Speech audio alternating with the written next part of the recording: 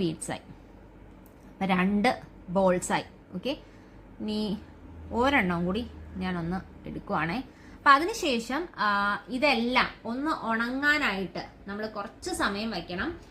കാരണം ഇപ്പം നമ്മൾ ഈ ബീഡ്സ് എല്ലാം വെച്ചത് കുറച്ച് പൊന്തിച്ചാണ്, പശ ഇങ്ങനെ കുറച്ച് പൊങ്ങിയാണ് ഇരിക്കുന്നത്. അപ്പം അതുകൊണ്ട് തന്നെ അത് ഉണങ്ങാൻ ഇത്തിരി സമയം എടുക്കും. അപ്പം കൂട്ടുകാർ അത് ഉണങ്ങാനായിട്ട് കുറഞ്ഞത് ഒരു മണിക്കൂറെങ്കിലും ഒന്ന് വെയിറ്റ് ചെയ്യണം.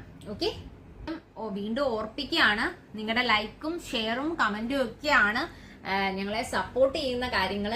കമന്റുകൾ പ്രത്യേകിച്ച്, കാരണം ഓരോ കമന്റും ഞങ്ങൾ വായിക്കുന്നുണ്ട്. ഓരോരുത്തരുടെ ആ അഭിപ്രായങ്ങളെല്ലാം ഞങ്ങൾ ഉൾക്കൊള്ളിച്ച് മുന്നോട്ട് പോകാനായിട്ടാണ് ശ്രമിക്കുന്നത്. അപ്പൊ തീർച്ചയായും നിങ്ങൾ കമന്റ് ചെയ്യാൻ മറക്കരുത്. നിങ്ങളുടെ ഓരോ വിലപ്പെട്ട കമന്റുകളിലൂടെയാണ് നമ്മൾ നമ്മുടെ ചാനലിന്റെ ഓരോ തോട്ടും മുന്നോട്ട് പോയിക്കൊണ്ടിരിക്കുന്നത്. കാരണം ചില കാര്യങ്ങൾ നിങ്ങൾ ഡൗട്ടായിട്ട് ചോദിക്കുമ്പോഴാണ് നമുക്ക് ഓക്കെ അത് അങ്ങനെ ഒരു കാര്യം ഉണ്ടല്ലോ എന്നുള്ള ചിന്തയിൽ